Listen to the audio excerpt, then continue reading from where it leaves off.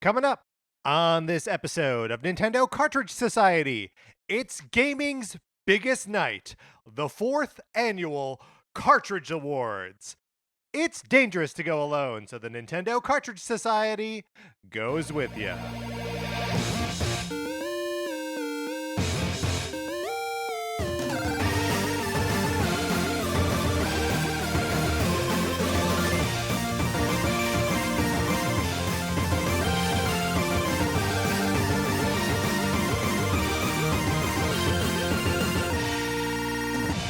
Welcome to Nintendo Cartridge Society. My name is Patrick Ellers, and I am joined, as I'm always joined, by my co-host, Mark Mitchell. Mark, how's it going? It's going so great. I can't believe we're at another Cardies already. I mean, it's been a big year for Nintendo. It really right? has. There's a lot to celebrate. There's a lot to reflect on. I'm excited that we get to use this opportunity, this platform, to elevate some games that barely anyone is talking about, like Tears of the Kingdom. Oh, man. Yeah, just a little indie darling like Yep. Super Mario Brothers Wonder. Yeah, yes. And, sure, they did put out some, really big games this year, like Advance Wars 1+2 Reboot Camp. Yeah, that's right. Or Is that the most obscure release of the year from Nintendo? I think it's a good poll. Yeah, thank you. Yeah. We, of course, are wearing our formal best. Yep. And, dear listener, we are assuming you're wearing your formal best, too. Yeah, if you're not, just pause the episode, go rent a tux and tails and a top hat and a monocle and maybe one of those long cigarette holders, one of those. Yeah, for sure. And find a place that you can rent all of them from so that they match, and then start the episode back up. Because look, we've got some news. We have some really big news. Yeah, we're very excited. This year's Cartridge Awards is going to be hosted by Horse. That's right, Horse from Everybody 1-2 Switch. Yeah, it's a big get for us. We're a little podcast, and we know there are a lot of demands on his time. But we first we started reaching out to his agents, his people. It's been a long back and forth with his team. But now Horse is going to be our MC for the show. Eventually. So we got a message from him just a few minutes ago that Horse is running late. Do you think he's sending these texts himself, or you think that's like someone on his team that's doing that? Can I be honest with you? I think he wants us to think that it's somebody on his team. Oh, I see. Big air quotes around that. Yeah. Do you think that we've been emailing actually with people on his team, or just with Horse directly? I think it's possible we've just been emailing with Horse directly. Huh. Okay. Well, I mean, whatever the case, he's gonna be here, and he's gonna lend a little extra official gravitas to this episode and to the 4th annual Cardies. Yeah. And, sure, his Uber was canceled just a few minutes ago, so he's going to be a little bit late, but we have some business to take care of at the top of the show anyways. Right. If you would like to support us so we can continue to pull in great guest hosts like Horse, all you got to do is go to patreon.com/Nintendo Cartridge Society, where if you are giving at the 8 or 16-bit levels, you can get access to our once-a-month episodes of miniseries that we do. We just did a special episode of NCS Detective Club where we were talking about a Christmas episode of Murder, She Wrote, and we are going to be starting very shortly NCS Arcade. Yeah, which I'm really excited about. We're going to be talking about games that Patrick and I have never beaten before, starting with The Legend of Zelda Minish Cap, and that'll be happening in January. Yes, games that look, we've played. I've played Minish Cap a little bit, but this is going to be the time that makes me actually focus and really get to the end of the game. Yeah. I'm very excited. Me too. If you would like to play along with us, we certainly encourage that you do, and then get in the Discord or email us or whatever, and we will include your thoughts about the game on that episode. Speaking of the Discord, if you would like to be in there and you are not already, you should email us at Nintendo Cartridge Society at gmail.com, and we will send you an invitation. And then you can talk with all the other cool people who are talking about Nintendo and about the show and all that other good stuff. Okay, it looks like he's got it looks like Horse's Uber has now picked him up. Okay, cool. I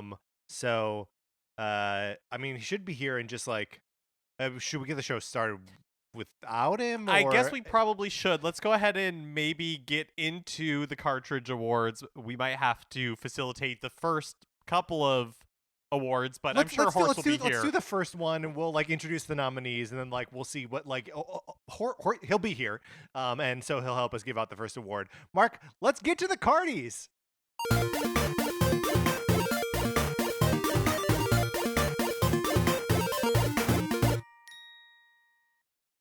All right, so we've got a bunch of awards that we have to give out as we do every year, and the first award goes to the best Zelda and Link pairing. So there are lots of different Links, there are a lot of different Zeldas, but what are the best pairings of them in Zelda games or elsewhere? We did not specify what actually qualifies as criteria for this.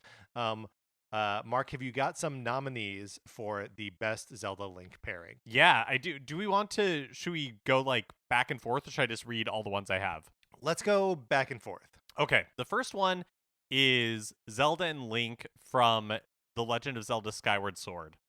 This is a great nomination, yeah. I had not played Skyward Sword until Skyward Sword HD, and I was blown away with, one, how much I liked the story and how good the story was, and two, how much I really loved this version of Zelda and this version of Link, because a lot of times, I feel like in most of the other games, they don't really have much of a relationship on screen.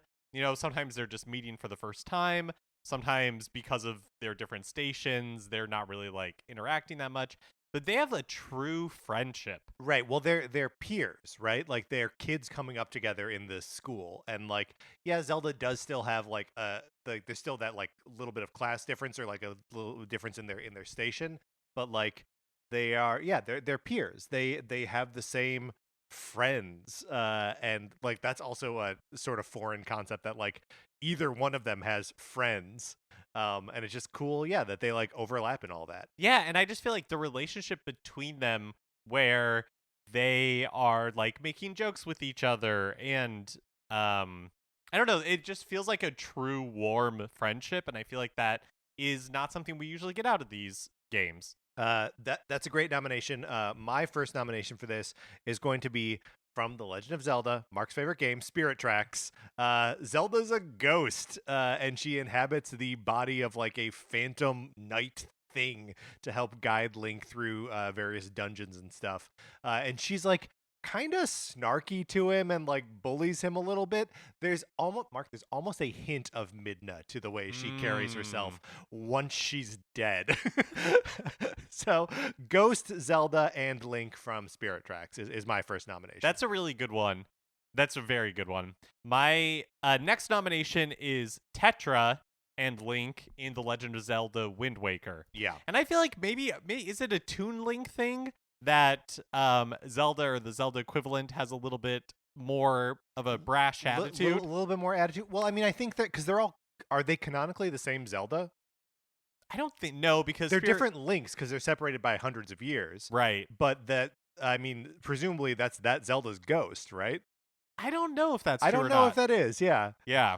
But yeah, maybe it is just something in that timeline where it's like, for whatever reason, the what's interesting about Tetra versus the other like versions of Action Zelda is that her default state is Action Zelda, right? Right. And that she has to like turn into the princess. And I actually think that that's one of the ways where Wind Waker, like the narrative of Wind Waker, like fails that character a little bit, because she starts out so interesting and becomes less interesting once the turn comes. Yep. But yeah, I mean, in the beginning of the game, when Link is like meeting Tetra and her pirate crew, is so rad, and I think we just like when Zelda kind of like bullies Link a little bit. Yeah, and so I agree with you that when she becomes Zelda later in the game, she does become less interesting. But I think the interactions between Tetra version and Link are a lot of fun in that game. Yeah, I definitely agree with that.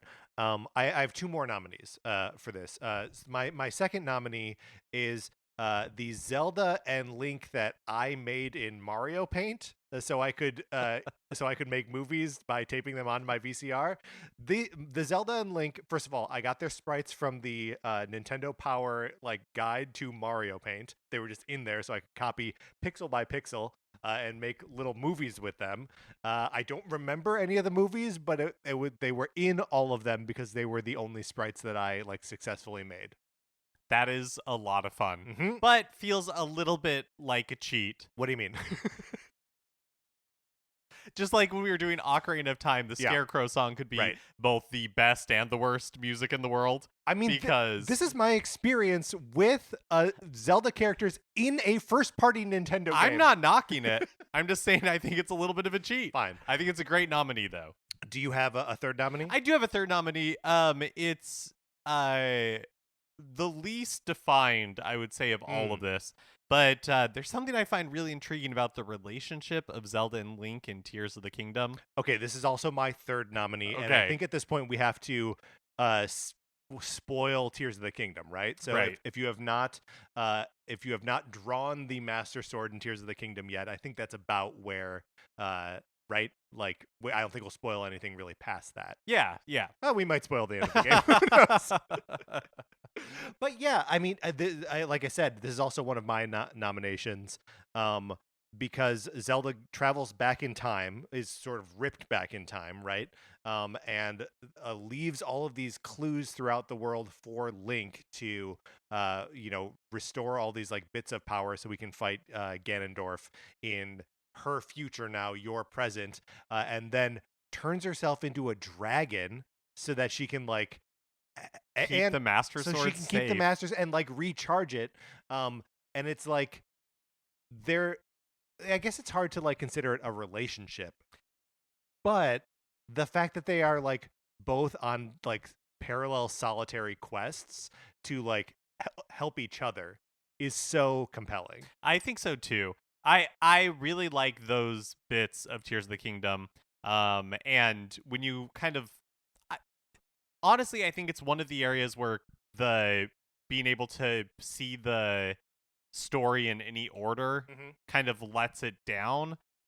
Because that might be the first one that you see. You know what I mean? Like, Sure. But I mean, I think you don't see her transform into the dragon until you like get up to her, right? Like when you land on her and like pull the sword from her head, that's when you actually get that memory, right? It might I don't be. really- I don't I actually don't remember, yeah. either. I feel like you see it beforehand, and that's how you know that that's where you need to go. Yeah, okay. But I honestly can't remember. But yeah, I feel like the thing that lets it down a little bit, as far as earning a Cardi, is that what she's doing is not like exactly for Link. It's almost also motivated by, hey, we got to get rid of Ganondorf. And so I'm going to do this stuff. You know, it's not because they love each other or have this relationship that she's like, I want to sacrifice myself to help Link. It's like, well, I want to sacrifice myself so Link can have the swords. That way Ganondorf can be defeated. Yeah, okay, but isn't there also something wonderful about a relationship that is based on the two of you having the same goal? Right? Like, isn't there something like wholly pure about that where it's like your priorities are already aligned so much that you're both like sacrificing everything to achieve one thing? And even though it's not necessarily like for the other, look, I just said maybe we wouldn't spoil the end of Tears of the Kingdom, but like I'm going to talk about the final fight right here.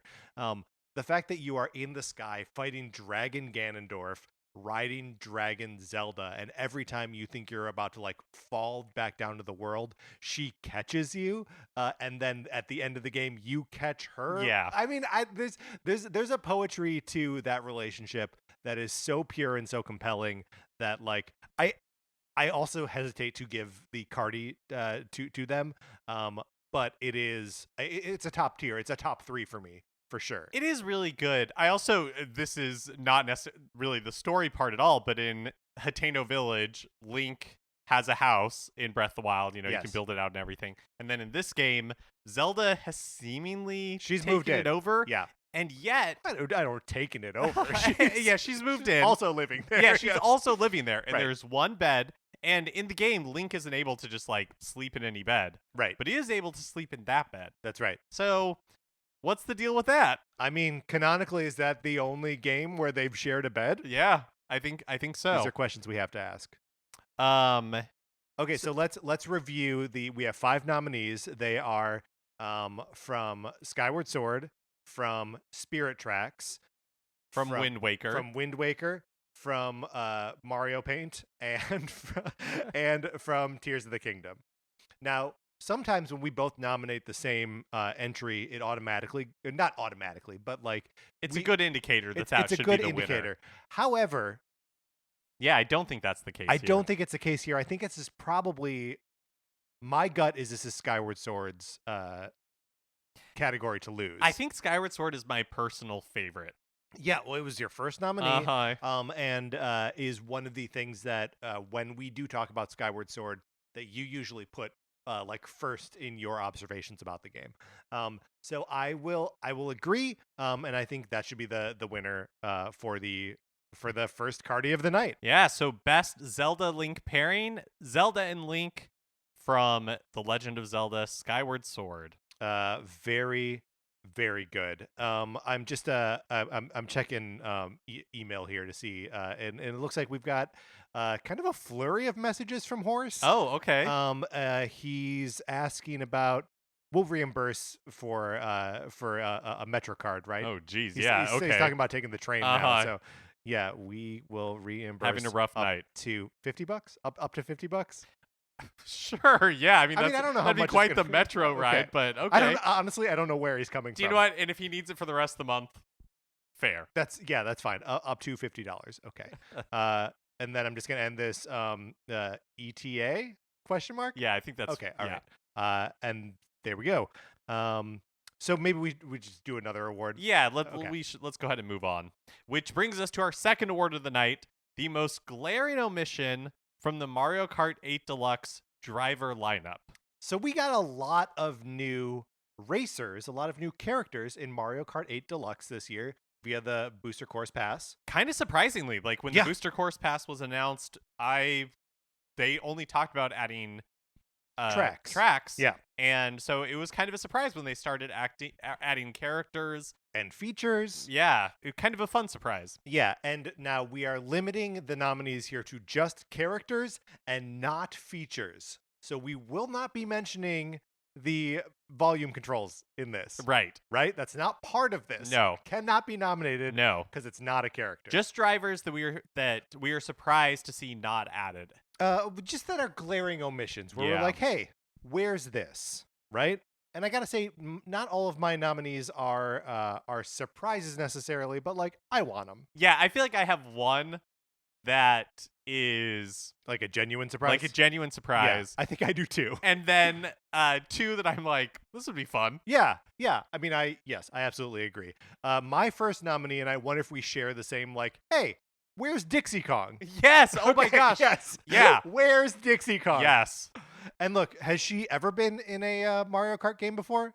Not that I'm aware of. And she's only in the version of Diddy Kong Racing that is on the DS, because she like fills in one of the spots vacated by either Conker or Banjo in from the Nintendo 64 version to the DS version, because they was not developed by Rare. But yes, we got Diddy Kong, we got Funky Kong. They were like loading out the Kong lineup and like just don't give us Dixie Kong. What's going on, Mark? So I just looked it up to be sure, and Dixie Kong is a racer in Mario Kart Tour, which I feel like makes her absence even more surprising. Even more glaring. Yeah, where it's like you know that's a viable character. Yeah. You come to a fork in the road. Yeah. One path is Funky Kong, and the other path is Dixie Kong, and you're telling me you strolled down Funky Kong Lane? Yeah, like in any werewolf movie, you pick the one with, I can't actually remember now if that's a callback or a call forward to an episode we haven't released. I think it's a call forward. Great. Yep.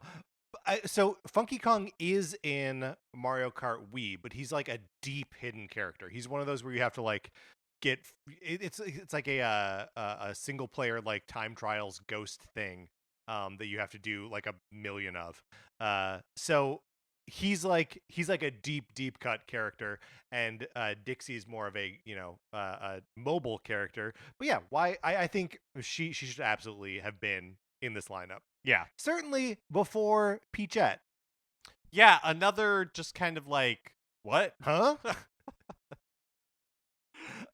Okay, so then my second nominee is from Super Mario RPG. Look, it's called the Booster Course Pass. Where's Booster? I want Booster from Super Mario RPG. He rides around on a little train in Super Mario RPG. He's got a big crazy beard. He's maybe a Viking. It's unclear what Booster's deal is.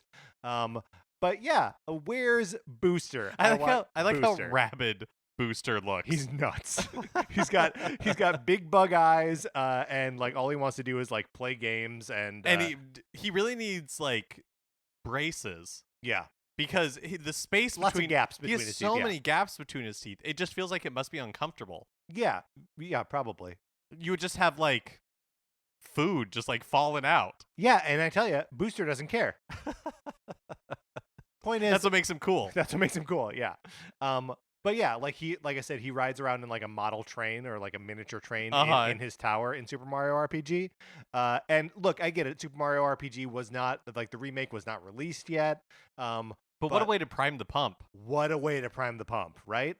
And sure, are there more popular characters in Super Mario RPG? Dino, Mallow? I don't care. I want Booster. Like Mallow, we've already got like a cloud thing going on. Lakitu With already Lakitu. exists, yes. Yeah. There's not really a Geno, but we whatever. Mark, your second nominee. My second nominee is a personal favorite of mine, a personal favorite of the show, someone that doesn't get the spotlight that he deserves, and that of course is Wart, the big bad from Super Mario Brothers 2 USA. Big King Frog. Yeah, another like heavy type character. That'd be good. We love Wart. He's been missing for too long. When's the last time we saw Wart in a video game? In a video game, man. Yeah, I mean, where else would we? At Trader Joe's, you mean? Yeah. I was trying. Well, the reason I had that reaction was I was thinking of a few years ago when Nintendo of Japan, like they put out a recruiting kind of like packet every year that talks about like working at Nintendo and that sort of thing to potential new employees. And in one of those, in like the past 5 years, they had an illustration of Wart. That's very interesting. Like, why would that be? Right. And maybe it was because someone else at Nintendo of Japan is like, this dude should be in Mario Kart. Yeah, and at the very least, he should be in our recruiting materials. Yes. And I'm going to fight that battle any way that I can. Yep. And I'm the one that's putting this together. Wart's a great pull. For my final nominee, I'm kind of taking the cues from, look, we got some Splatoon characters in here. We got 2 different versions of Link. We're obviously trying to honor the greater Nintendo sort of canon in like focused ways, right? And in ways that are very specific to the Switch.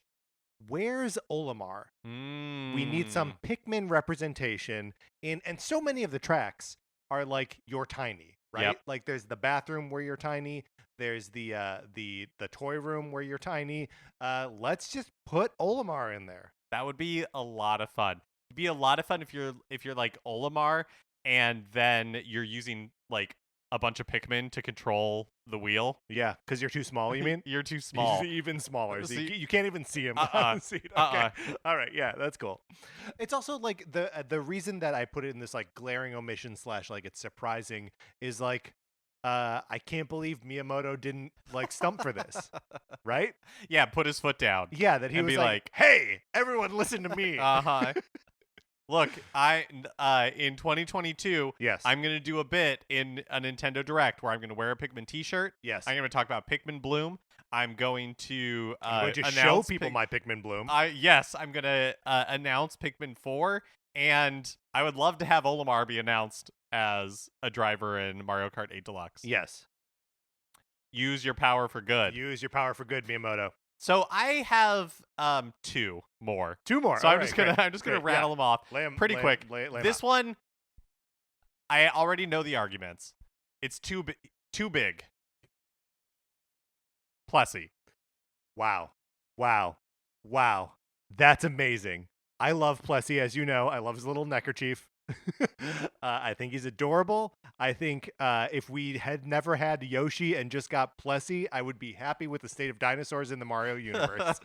Plessy's a great pull. Plessy, of course, from Super Mario 3D World and Bowser's Fury, is just a wonderful, friendly guy. Yep. And then also, I would just like to see Dr. Goomba Tower be a driver in Mario Kart 8 Deluxe. Now, here's the thing. We don't have any other Doctor drivers. We right? don't. Yeah. That we know of. Sure, yeah. Dry Bones could have, Well, I mean, but doctors in the Mario universe, you got to look for a stethoscope. You got to look one for of those big reflecty things. one of those big reflecty things. And a lab coat. And a lab coat, yeah. Because even Dr. Goomba Tower is, 3 Goombas wearing a trench coat. Yeah. Or not trench coat, lab coat. A lab coat. A lab coat. Great nominees all. I think, though, the undisputed winner of this award has to be Dixie Kong. Completely agree. So congratulations to Dixie Kong for being snubbed, I guess really is what this award boils down to. Yeah, I mean, this is sort of a karma rebalancing award, right? Yeah. Like she was left off the lineup for Mario Kart 8 Deluxe, but wins the Carty for 2023 most glaring omission from Mario Kart 8 Deluxe driver lineup. Oh, sorry. I'm getting a phone call. Oh, yeah. Do you need to take it? Yeah. Do you mind just vamping for just like a quick second? Yeah, sure. So, of course, we couldn't do anything that we do here on the show without you, the listeners. And yes, I'll accept the charges. Geez. Okay, well, now's a good time to go to our Patreon. It sounds like we're paying for collect calls. So, patreon.com/Nintendo Cartridge Society. Anything that, what's going on over there? Horse just called collect. I didn't Yeah. actually know that was a thing that you could really do anymore. Right. Did he find a payphone? He apparently found a payphone, and had some trouble with the metro. He says that he's in Encino, which this isn't making a ton of sense to me. Right. I mean, just do you still have him on the phone? No, he hung up. There were like police sirens, and he just the line just dropped. Okay, but he is going to be here though, right? Like, presumably, All he was right. just he was really apologetic. okay. He still wants us to pay him $50, like reimburse $50 for the Metro card, though. I mean, to be fair, I said up to $50. Well, he's pushing that that limit. He's going to take all of it. Yeah. All right. Well, we'll just when we talk to him, let's just remind him that he needs to give us a receipt. Yeah. And then we can do it. Okay. Well, so we'll present the next award, and the next category is: did you remember that Fire Emblem Engage released this year? And the nominees are. Yes, I did remember that Fire Emblem Engage released this year. And no, I had forgotten. Now, this is interesting because I played this game a lot when it came out. I really loved it. It took me a little while to push through the first couple chapters, but I was compelled by, all the DLC that came out within like the first 3 weeks, and like playing all of those like kind of classic characters in this new Fire Emblem story, and really being engaged by the combat and this the Somnial, which is like the floating island thing that you live on, and there was like a little cat creature who followed you around. I named mine Connor and gave him sunglasses. It was so cool. I really, really love that game. But it takes a lot of energy for me to remember that it came out this year. Yeah, I lean heavily in the no. I did not remember that Fire Emblem Engage released this year. I think partly because it released in January. Yep. So, that's a difficult time for these end-of-year award shows. It's not necessarily top of mind. But also... And that its DLC tail was so short. Right. Like, they supported it with like 3 or 4 different waves of DLC. I forget how many exactly.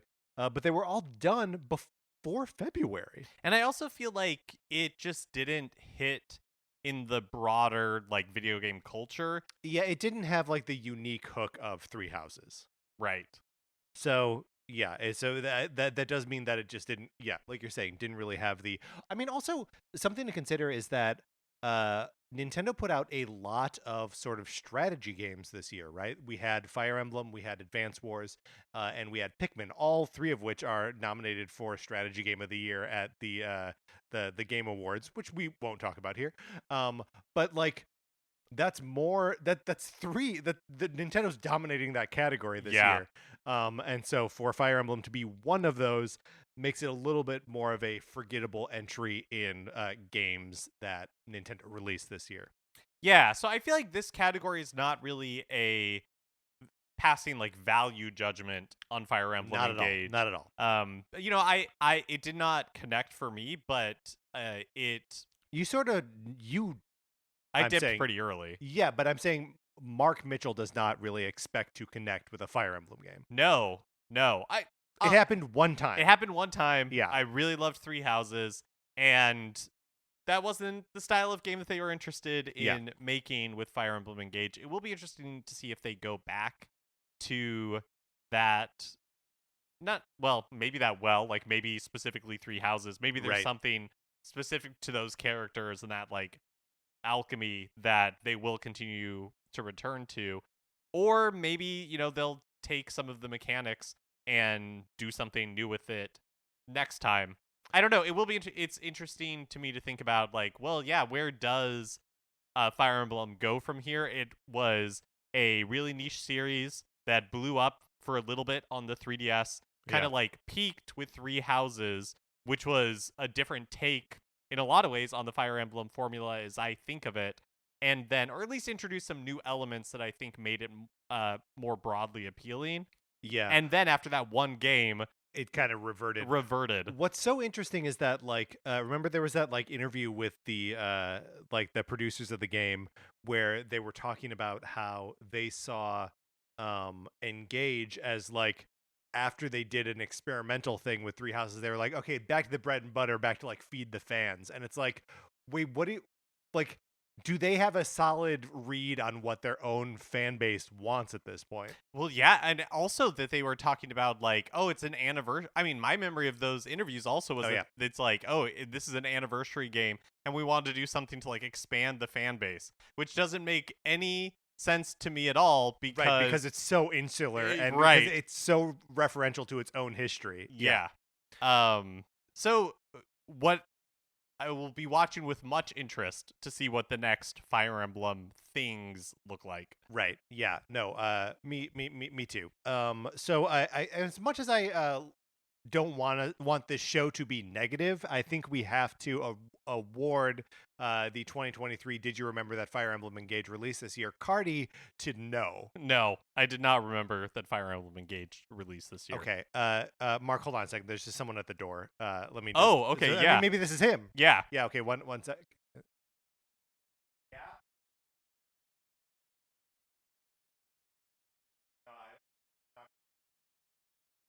All right. Yeah. That was the police. Oh. They're trying to get like bail or something. Oh, I have not. So I've never heard of like police coming to somebody's house for bail. So either way, this is a bad sign. This is a bad sign. And also, I don't know. He wasn't wearing a uniform. So I don't know what that guy was.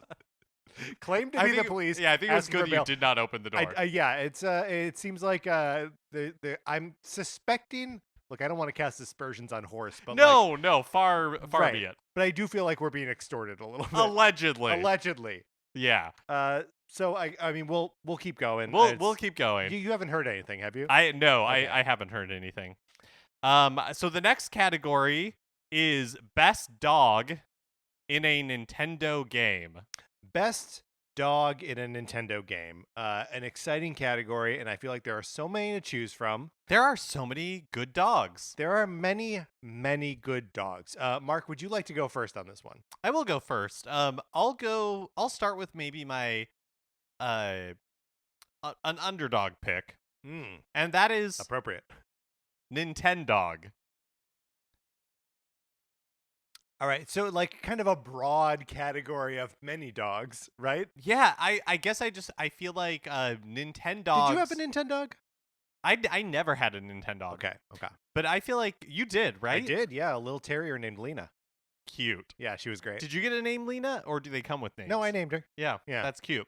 I named her after the sort of the main character of the bookends of the Faulkner novel A Light in August, because I like that character. That's awesome. What I liked about Nintendogs is it's another one that like burned brightly during a really specific time in Yes. Nintendo's history. And because of that, like in the Nintendo DS era, Nintendogs was a sensation.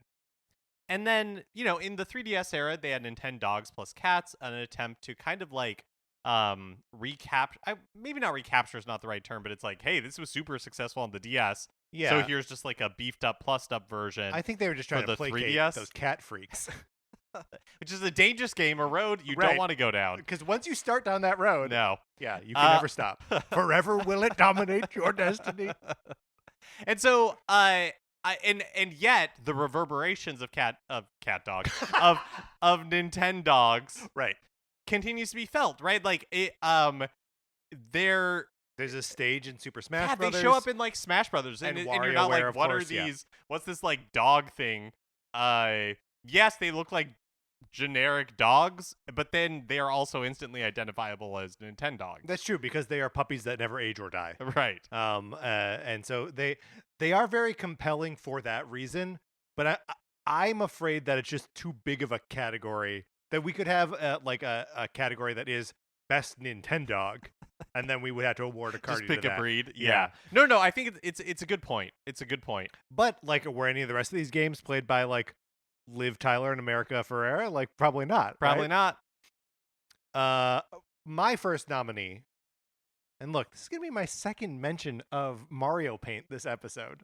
It's the Undo Dog. So to undo something that you have just done in Mario Paint or in the Mario Maker games, there's a little icon that you click that has a dog on it. And like, how do you know that the dog undoes something that you just did? You kind of just have to experiment and figure it out. But there's a little dog that goes "Meow," when you undo something. And he's just like your sort of constant companion as you are trying to create and trying to be creative. And yeah, he's just an undo dog. Yeah, that's really fun. My next pick is a dog that is maybe dangerously cool.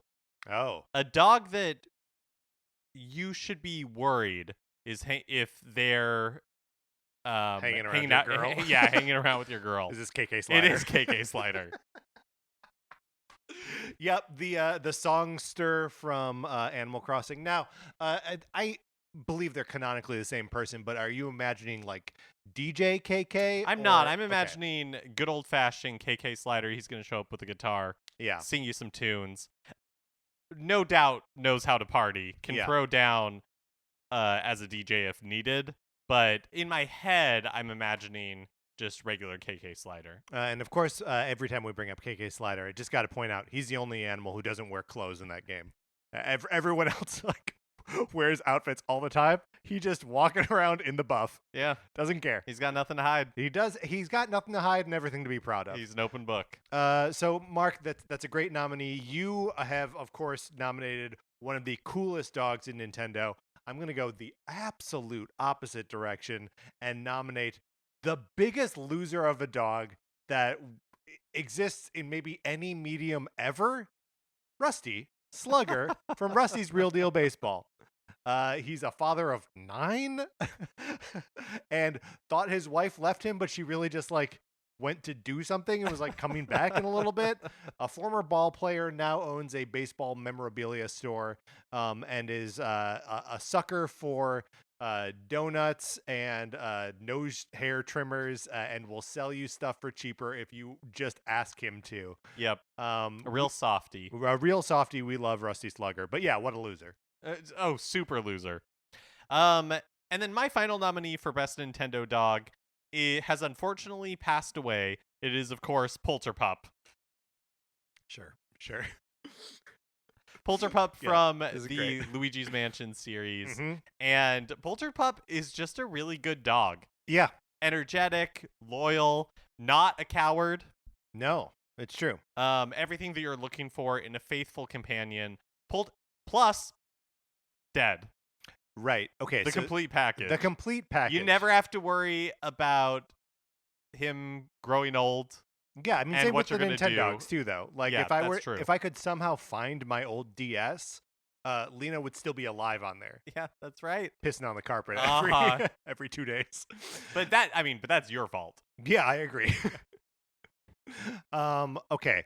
I had a hard time limiting myself here, so I actually have 2 more nominees. Great. Next, of course, is Ochi from Pikmin 4. Maybe a cheat as like, is he really a dog? You ride around on him. You shouldn't ride around on a dog. He only has 2 legs and no nose, but he barks and behaves very much like a dog. And he is your constant companion, which I know I said about the Undo dog, but it's also true of Pikmin 4 and Ochi. Can I ask a question about Pikmin 4? Yeah. So I have not played the game yet. Yes. But I am getting recommended Pikmin meme accounts because the algorithm works sometimes. Yeah. And there's another dog type thing that I've seen referred to as Moss. Is this a real thing? I don't know what that is. Okay, all right. But I really am only into like Pikmin 4 is like a new thing for me. So if there are previous Pikmins that include a moss dog, maybe that's. Are you looking it up right now to try and figure out what? Yeah, but I don't know if you want me to tell you. Oh, okay, maybe a spoiler. Maybe. Wait. Oh, is Moss the bad dog?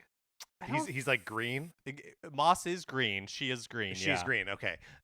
Yeah. That's. I think that's the dog that helps the leafed out members of the crew that have been like poisoned by the leaf. Okay.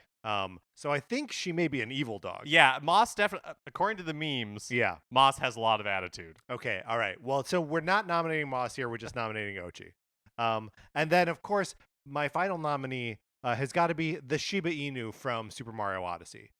You just encounter him on the beach, a great and one. then he Yep. like lives in your ship for a while, and is like one of those things in Super Mario Odyssey where you're like, "What's up with this photorealistic dog?" That will like play fetch with Cappy. Yeah, and like serves no gameplay purpose, but like, boy, is he there. Yep.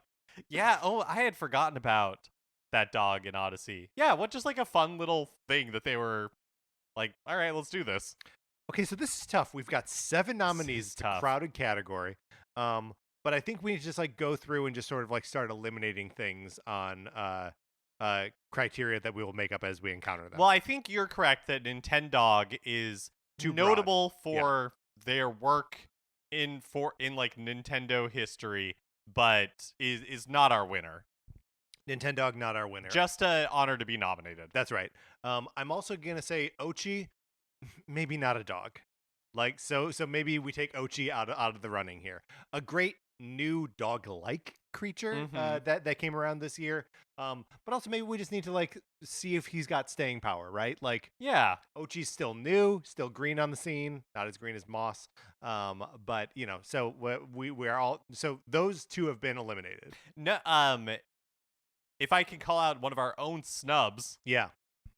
Poochie, nowhere on this list. Poochie nowhere on this list. I stand by that. I think all 7 of these dogs deserve it more than Poochie. What's Poochie done for us lately? Not much. Not much. That's what this town is about. That's right. What have you done for me lately? That's right.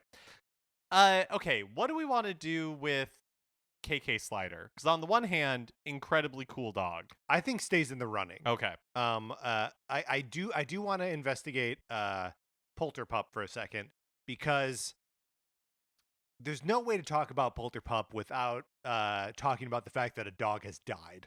And Yes. I think that is that's murder for an award show that's trying to like get viewers and like celebrate something. But it's not like If we had an in memoriam. Yeah, no. That's a good point. Polterpup would definitely make every year Right. would make the in memoriam. Right. Yeah. I feel like it's a little bit different because in none of the Luigi's Mansion games do we see Polterpup become a ghost. This is what I'm saying, though, is that there's no way to talk about him without acknowledging that a dog has died. Yeah, I see. there's no even point where he was alive where we're like, hey, here's this living dog. We always have to be like, okay, so dogs, this one died. It's a rough row to hoe is what I'm saying. No, you're right. Okay, Polterpup, another one, honored to be nominated, but not your year. That's right. Also, Rusty from Rusty's Real Deal Baseball, he's a loser. He can't win this award. Yep. So that leaves us with KK Slider, the Shiba Inu from Super Mario Odyssey, and the Undo Dog from Mario Paint and Mario Maker. My feeling is out of those three, we've got to give it to KK Slider. KK Slider is a star. I wonder if it's like... Would this be like giving another Oscar to like Meryl Streep or something? This is what it's exactly like what KK Slider has his accolades. Yeah. What more could like, KK Slider we do? get it. Yeah. Yeah, like he's probably like, an Emmy away from EGOTing, right? Like, does he also need EGOTing? He's a C away from EGOTing? No, here's the thing. He's definitely got a Grammy, right? So he doesn't need a replacement for the G, right? Yeah, that follows. And he's probably got a Tony. I'd say Oscar is probably the least likely. Right. Right? I mean, if Uggy couldn't win for the artist. Hey, that's a great point. He didn't win, though, right? He was That's what I said, if Uggy couldn't. Right, yeah. right. The dog also wasn't actually nominated for an Academy Award, right? I don't believe so. Mark, we looked this up the other day. There were 141 episodes of Mr. Ed. So the Talking Horse show. The Talking Horse, yes. I mean, right. anything's possible in this town. That's right. A lot of commentary about this town tonight. I love it. So, yeah, I guess, like, do we want to just be, like, another member of the chorus at shouting awards at KK Slider? I'm not saying it's a bad thing. I think it would be good we get his fans on our side. Mm-hmm. That's good. They are legion. Yeah, that's right. So that leaves us with, let's say KK Slider, no. Okay. That leaves us with the Undo Dog. Or the Shiba Inu from Super Mario Odyssey. So I would give it, out of those two, I would give it to the Shiba Inu just for the surprise factor. Yeah. I'll agree with that. My heart is always with the Undo Dog, of course, but I think in this instance we got to give it to the Shiba Inu from Super Mario Odyssey. This is that's an exciting award. I'm glad we were able to give that out. Yeah, it's nice to be able to honor Nintendo dogs. Yep. Oh, there's an envelope that's been pushed under the door. Oh, let me. here. I can. Yeah, I can go over and get it. What's what do we got in there? It's gonna be from Horace, right? Well, so I'm opening it up. Yeah, and it's it is a white sheet of paper where magazine and newspaper, like individual letters from what seems to be magazines and newspaper, have been cut out and pasted onto this piece of paper. Is it a ransom? And it says, if you ever want to see Horse again, pay us $42 million. Holy cow. That's, I mean, we were hemming and hawing over $50 before. We can't. I mean, patreon.com/Nintendo Cartridge Society, but I don't know how we're going to raise $42 million. I don't know how we're going to raise $42 million. I don't, but also... Here's what I'm going to suggest. Okay. I'm going to say, let's take that Us Weekly that you got next to you there, and let's just cut out a big N and a big O, and we'll tape them to the letter, and we'll put it back in the envelope and shove it through the door. I'm doing it, but I'm doing it. Yeah. But I'm wondering... why do we need to cut out magazine letters? Because we're not trying to hide who we are. They know who we are. I'm just trying to keep the medium consistent. I don't want to mix things. Also, sure. Also, you're of course a noted booster for subscribing to magazines still. Yes, of course. So, you still get Us Weekly delivered. Oh yeah, every week. Every week. That's right. Is it weird that I had to really think about how frequently Us Weekly would be published? It's been part of your life for so long. Yeah, that's right. It's just second nature to me.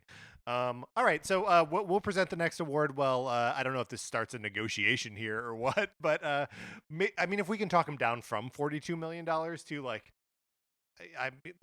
200. Oh, I was thinking 75. Okay, 75. But yeah, let's start low. Yeah, we'll start real low, and then Right. And we'll work our 200 way up. is Yeah. will be our ceiling. Right. Internally, we'll know that that's our limit. Yeah. All right. So the next award here that I guess we're just going to soldier on is the Cardi for the best Pikmin Bloom walk that we went on this year. Pikmin Bloom, of course, a game that we really came into this year and played a lot. It changed kind of the way both of us approach going for walks. Yeah, I feel like we really have to shout out friend of the show, Connor, and frequent guest, Connor McCabe. Yep. Thank you, Connor. Really introduced it to us. Like, when the game first came out, we both checked it out for maybe like a second. And we're like, I don't get this. I don't understand it. This isn't for me. When it released in October of 2021. But yeah, now I look forward to going on walks, and it's become a part of my like weekly routine. And when I'm not able to do it for whatever reason, I miss it. Yeah. And we the thing that like ties us starting to play Pikmin Bloom to this year for me is that Connor first mentioned it on the episode of Video Games, a Comedy Show that I was on with him to talk about Fire Emblem Engage. So maybe I do remember that it came out this year, but no is the winner. So in any event, we each have some nominees here. I'll go first. My first nominee is a very recent Pikmin walk that I went on. I'm counting this Thanksgiving when Sarah and I went to Disneyland, and I was walking with my Pikmin planting flowers and logged 27,000 steps, which translates to about 13 miles. We did a half marathon at Disneyland, and was just, if you are ever at Disneyland or probably any amusement park and you pull up Pikmin Bloom, you will see flowers planted everywhere. The park is thick with flowers. It's also super fun to like encounter like mushrooms at like the Peter Pan ride or whatever, and really earn some cool postcards as you're doing that. Yeah, that is really fun. I haven't had a chance to do that yet. So I feel like the dominoes fell where you started playing Pikmin Bloom earlier in the year. Yeah. And then, but for me, I did not start the habit until I want to say like the summer-ish. Yeah, it was a little later. So I only have one nominee. I went on a lot of great Pikmin walks this year. Yeah. But the one that was most memorable for me was when I first started really playing the game. Connor got us into it. You were into it first. And then probably it wasn't until the middle of the year that I started joining in.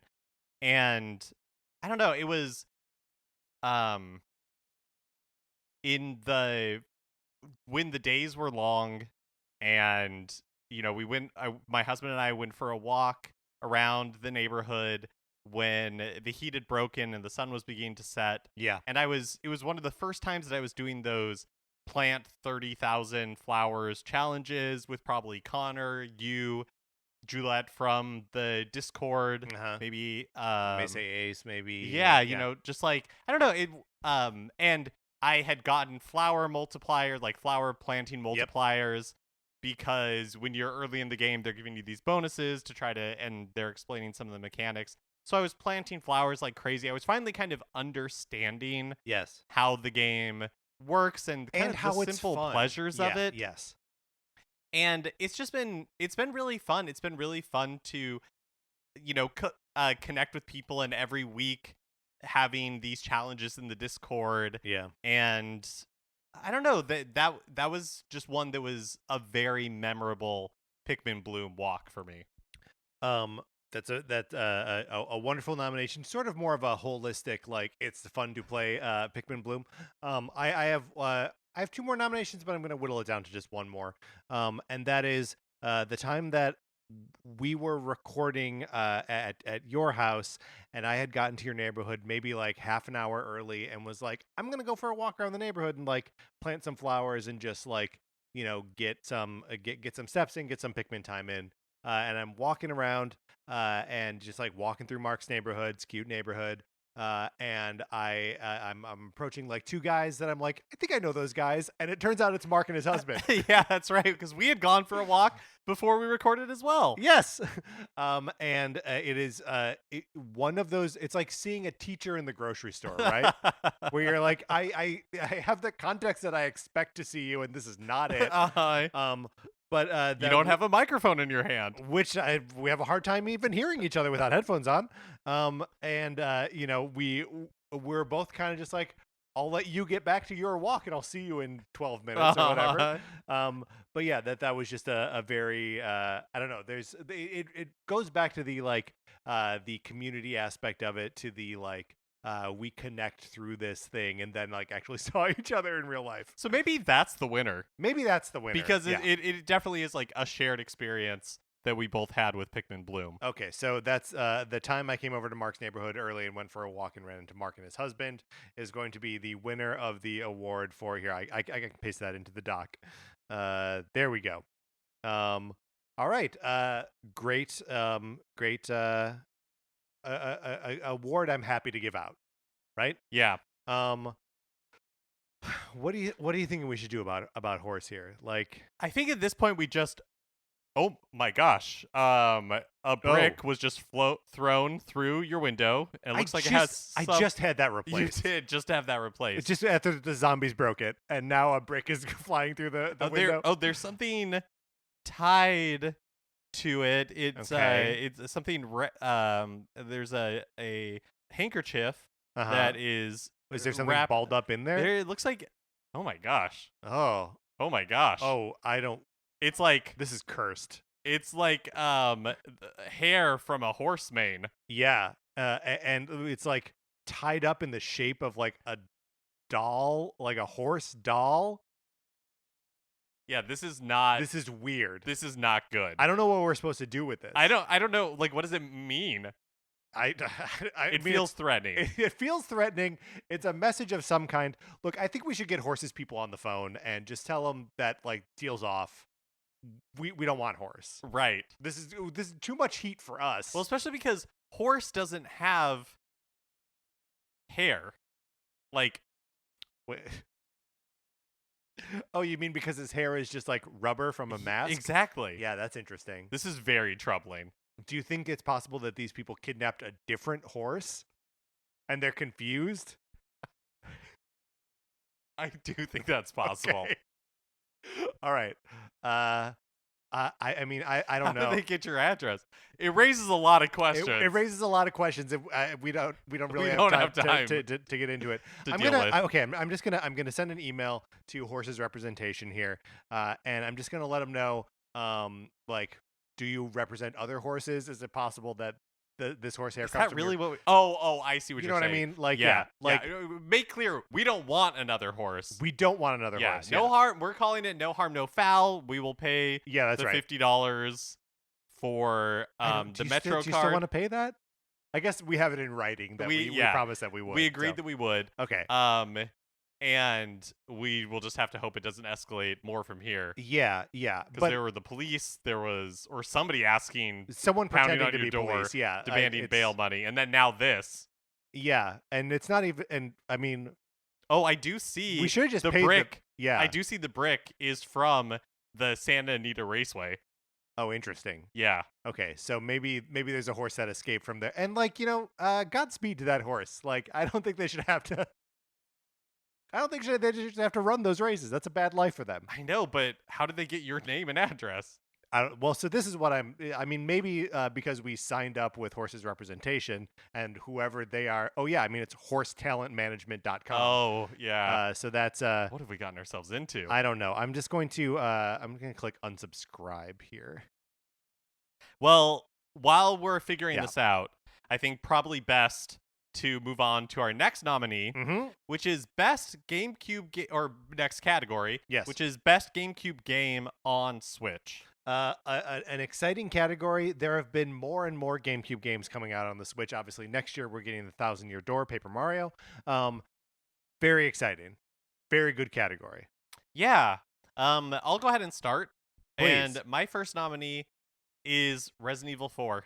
Hey, An oldie but a goodie. also on my list. Although I gotta say, not the version of Resident Evil 4 that is like lighting the world on fire this year, Very true. and not really the first place that I think of to play Resident Evil 4, the old version. Also true. It's one of my nominees as well. Plus, Yeah. technically not the GameCube version. No, it's the Wii version, right? In HD, so I don't even know what it is. Yeah. I mean, I think it counts. I think it's a good nominee. Yeah. I'm gonna nominate another one that I'm pretty sure is gonna be on your nominee list, which is Metroid Prime. Yes, Metroid Prime Remastered. Yeah. Kind of surprise reveal in February earlier this year. And just a fantastic execution of an incredible game. So like I sort of feel like it is Metroid Prime's award to lose. But let's see if we have any other nominees to go up against it that can really make a real go at it. I have one more nominee. I don't think it's necessarily going to challenge Metroid Prime Remastered for the crown. And I can feel everybody getting their booze ready. But I really went back and forth on this, but I had to be true to my heart. Yeah. Like that song from Mulan. And I am nominating which song from Mulan? True to Your Heart. Oh, is that the name of a song from Mulan? Yeah. It's one that not like a character doesn't sing. It's just over it's like over the credits. I think it's over the credits, maybe at like the end when they're all reuniting and Mushu's going to the ancestors and they're like, "Oh, Mushu." And then you have like true to your heart, you must be true to your heart. That's when the heavens will part, you know. Yeah, okay, sure. Yeah. I get you. Anyways, so I had to do that Mm-hmm. to pick my final nominee, and I'm sorry, but it's Super Mario Sunshine. That's fine. I knew this was going to come up, and I'm glad we're talking about it. Because are you? You don't look that glad. I'm made uneasy by the whole thing. No, it's what's so weird about Super Mario Sunshine technically being available to play on the Switch is that like you can't buy it anymore, and you could only ever buy it as part of a collection that is digitally now not available. Yeah, the Super Mario 3D All-Stars that was released in 2020. And also of those 3 games, the only one I didn't play, or like I played a little bit of, but what was Super Mario Sunshine. But it's a really like good version because it's in widescreen, and so some, not all of the camera issues are mitigated a little bit. Yeah. Because you just have more screen real estate, and it looks really good. Is it a perfect game? Far from it. Did I get every shine? Absolutely not. You know, I got the minimum. I defeated Bowser. I got out of there. But I just have a really soft spot for this game, and I just couldn't leave it off my nominee list. Okay, and I just want to highlight again, we don't think that Flood has a soul, right? I think that's what we landed on. Okay, yeah. Great. But I have one more nominee, and there are like a lot that I sort of considered here. Like, you know, is this where you shout out like Jedi Outcast 2, Jedi Academy 2, Jedi Outcast, whatever? That game was on GameCube. Is this where you like shout out Ikaruga? Is this where you shout out Pikmin 1 and 2, games that I have never played? And I landed on no. What I really want to do is nominate another Resident Evil game, Resident Evil 0, which is a Resident Evil remake on the GameCube. Was such a great like reinvention of that formula, and that like hewed pretty close to the original Resident Evil, but like way prettier and way more dynamic, and just had like more cool stuff going on in it. But you know, was still a retread of the original game, whereas Zero had this like bizarre, clunky interface where you controlled 2 characters at one time. Sometimes you're switching between them, and sometimes you are legit controlling them both at the same time. And it's confusing and weird and wonderful. I feel like this Resident Evil 0 is your own true to your heart pick. Yeah, that's right. This is I'm true to my heart. Is that how it goes? I was sort of doing you can't tell me it's not worth fighting for, right, from Prince of Thieves, Robin Hood, Prince of Thieves. Oh yeah. Okay. Yeah, there we go.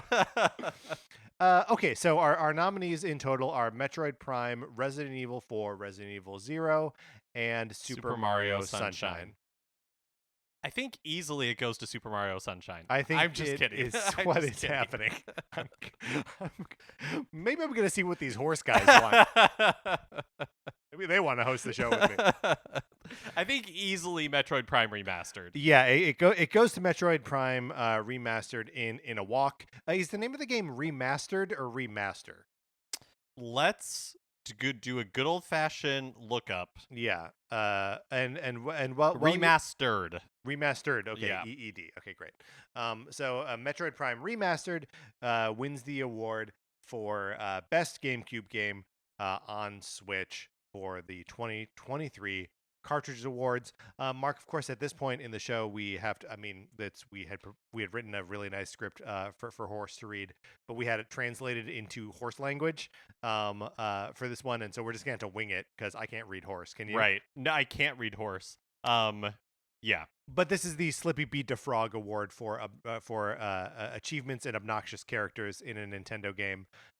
Previous winners include Navi from The Legend of Zelda. Last year's winner, of course, was Lego Jar Jar Binks from the Skywalker Saga Lego game.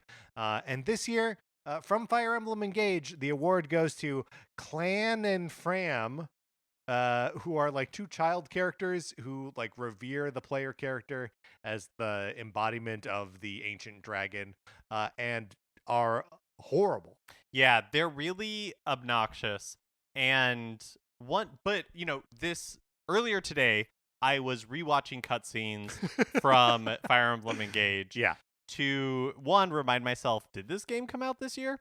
And two, to remind myself like why these characters are so deserving of the Slippy B. DeFrog Award for obnoxious characters.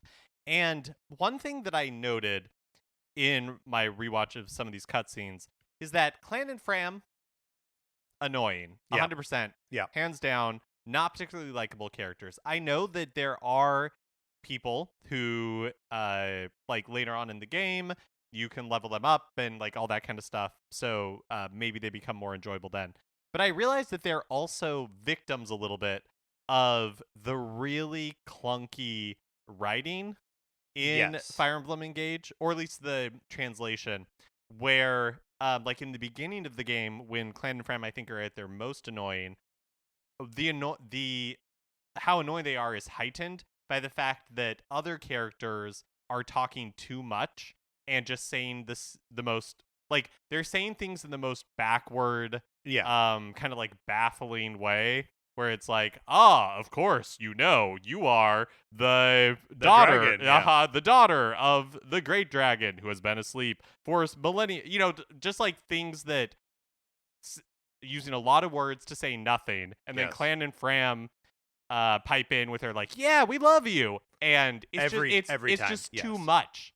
It's like too much. They are annoying enough that I believe if they were better characters, you wouldn't have bounced off the game so early. I do think that's like true. I know the game isn't exactly like your type of game, and it never gets to these sort of like social heights of Three Houses, but the fact that like your very first introduction, it's like the two of them and then this older knight guy whose name I can't remember because I actually let him die kind of early and was like, that's fine, he's a narc, I don't trust him.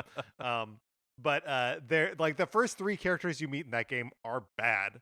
And then your player character has that horrible hair that I will never stop ragging on. No. But so yeah, it's I think that Clan and Fram like absolutely qualify as joint winners of the Slippy Beat the Frog Award. So congratulations to them joining a prestigious pantheon of obnoxious Nintendo characters. Yep. And so that just leads us to we've got one final Oh no. I don't want to alarm you, Patrick. Yeah. But I'm looking out this window and there is a horse wearing what appears to be a police Halloween costume, holding a bag that has a dollar sign on it and using one of its hooves to point to it, indicating put money here.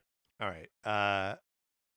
I mean, what do you got? Let's just like take up a collection and we can like throw some money at this and like see if it goes away.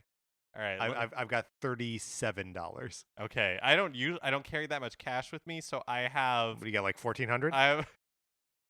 I have like 14. I have 1,400 You have exactly. 1,400. Okay. Yeah. All right. Well, so if we combine our money, then we have $1,437. Yeah. And I'll just I'm offering it to the horse now, and he's galloping away. So Okay. that's I don't know what that accomplished, but I feel safer. I do feel safer. I worry that somehow we are now involved with like a horse mafia. Yeah, I mean it's possible. Yeah. And I think, and I'm just, it's just conjecture at this point. I think after we finish recording, we'll need to contact the actual police, or at least a private investigator, to find out what happened to Horse, Yeah. the host of Everybody 1-2-Switch. But I wonder if, because Horse was impersonating a horse, the horse mafia didn't take very kindly to that.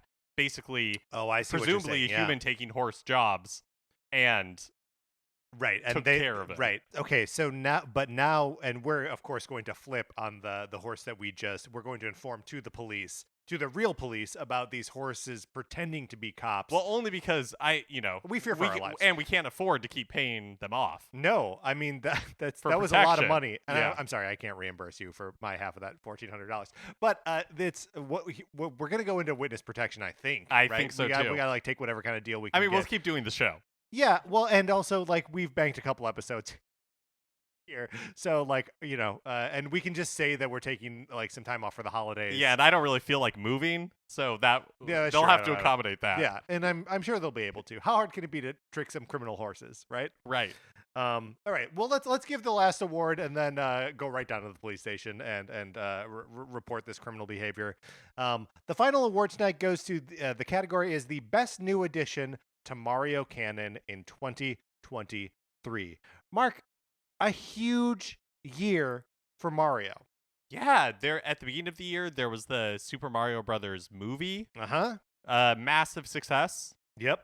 We did an entire episode that you should go back and listen to, where we talked about things from the Mario movie that we would like to see incorporated into the games. Yeah, and there's like a surprising amount of it that we were, we weren't the biggest fans of the movie, but there were a lot of things in that movie that we were like, it would be nice to see these aspects incorporated into Mario going forward. Yep. And some of just like the insistence on personality and expression were also present in Super Mario Brothers Wonder, which is the other huge piece of expansion to the Mario canon this year.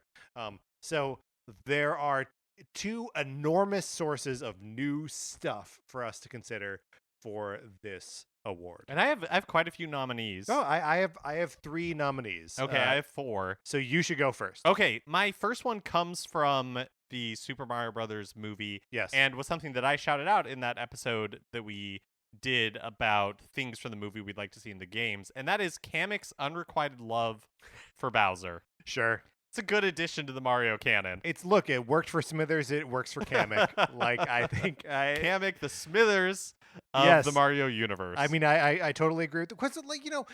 Kamek gets characterized as just like Bowser Jr.'s nurse. Yeah. And Cackly? What's that? Cackly? Oh yeah, it cackles does a lot. Cackle. Flies around dropping magic shapes. But this Kamek, he seems to be enamored with his boss. Hey, we all get that. Yeah, I think it's about time to give Kamek like more personality, more reason to exist in the Mario universe. My first nominee also comes from the Super Mario Brothers movie, and that's a giant eel that Mario and Donkey Kong can have a heart-to-heart conversation inside.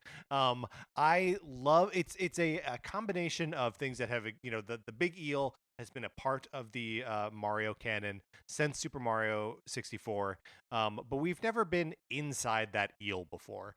And then which also means that the eel in the Super Mario Brothers movie is like by a magnitude of like 100, way bigger than the eel in Mario 64. So yeah, I love a big eel. I love an even bigger eel. And if it happens to be a place where Mario and Donkey Kong have a conversation about disappointing their fathers, then yeah, let's do it. So my next 3 picks all come from Wonder, and the first one is Poplins. You love the Poplins. I love the Poplins. Yeah. They're the toads of the Flower Kingdom, but they're a little more dignified. Yes, I believe you refer to them as the gentleman's toad. The gentleman's toads. Yep. They when they're like excited or you splash water on them, the flowers at the top of their head open up. Yeah. I just really like poplins. I think they're a really great addition. Yeah, I totally agree with that. I'm gonna just take us back to the Mario movie for 1 second, and I realize that there's a running theme here of the things from the Mario movie that I wanted to nominate, and just the fact that Mario has a family. There's like a dad, a mom, seemingly some siblings.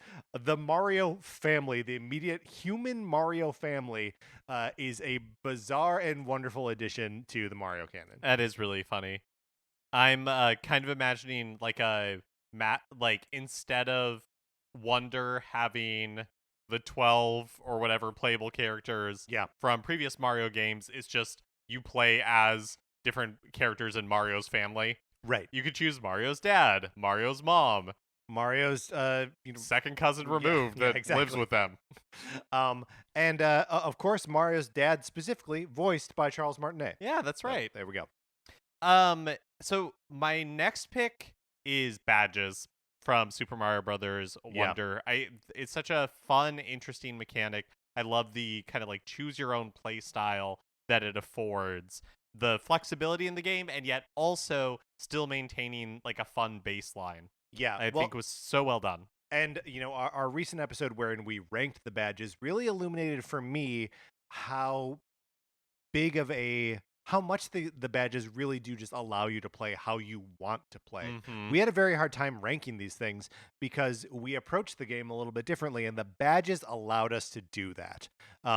And just that kind of player agency and flexibility that's not the kind of thing I normally associate with a Mario game. I tend to think of them as like curated experiences, and the badges are like, we've curated this amazing experience for you, but approach it however you want. Yeah, it threads that needle so smartly. Yeah, it really that's an incredible nomination, Mark.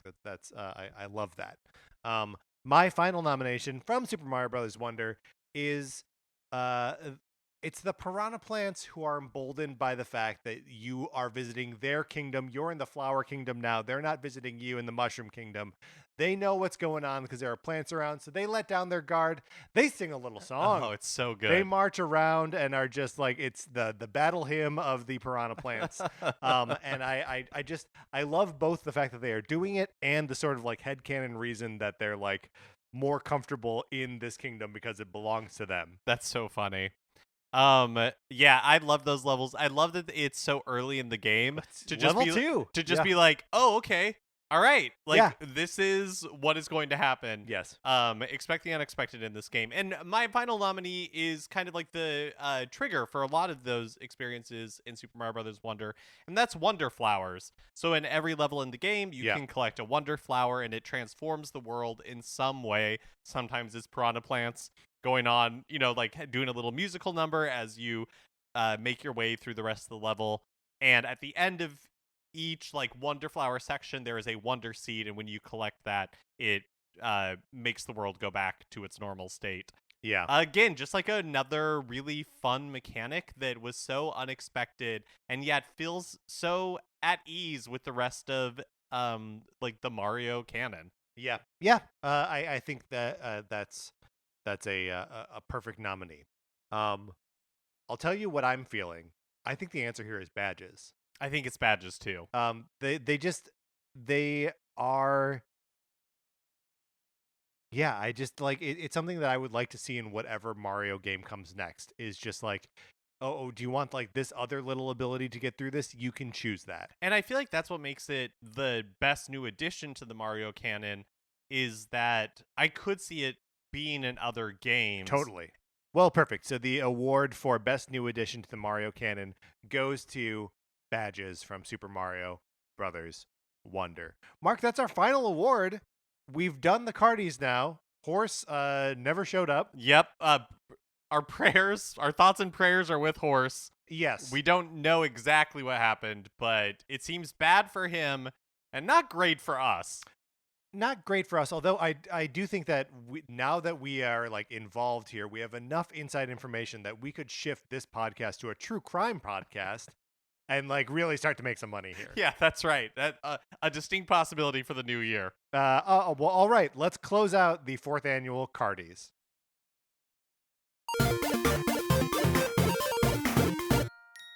All right, that is going to do it for this episode of Nintendo Cartridge Society and for this edition of the Cartridge Awards. Mark, great to celebrate these awards with you again this year. Yeah, absolutely. What a ton of fun. That's going to do it. Remember to join our Discord. You can email us for an invitation. Thank you so much to our 16-bit patrons, Connor McKay, Patrice Millette, and David Hendley, and Alias X. Thank you all for being patrons. And thank you to everyone else who is part of the Patreon. We appreciate all of you. Anthony DeLuca made our music, our theme music. No, he made our logo. I'm getting all turned around here. Anthony DeLuca made our logo. Our theme music is provided by 8-Bit Betty. You can get more of his music by going to 8bitbetty.com or by listening right now. For my co-host, Mark Mitchell, this is Patrick Ellers saying, keep an eye out for Horse. Like, just watch the newspapers. Something's going on here. Thank you for listening.